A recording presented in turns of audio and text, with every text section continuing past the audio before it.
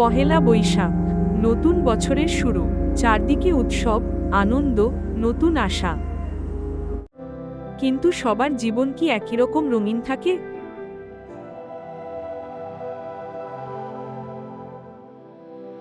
মা নেই 3 বছর।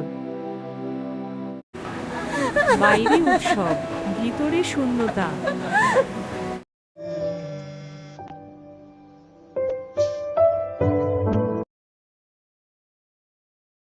হ্যালো, বাবা, শুভ নববর্ষ। কেমন আছিস মা? আমি ভালো আছি। তুমি আসবে? আমি তোমার জন্য ছবি এঁকেছি। কি এঁকেছিস? আমরা তিনজন, তুমি, আমি আর দিদা। আমি দিদাকে ভুলিনি।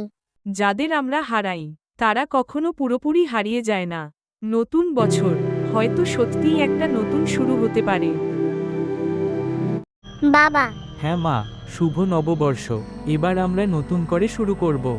নতুন বছর মানে শুধু ক্যালেন্ডার বদলানো নয়, কখনো কখনো ভাঙা মন জোড়া লাগানোরও একটা সুযোগ।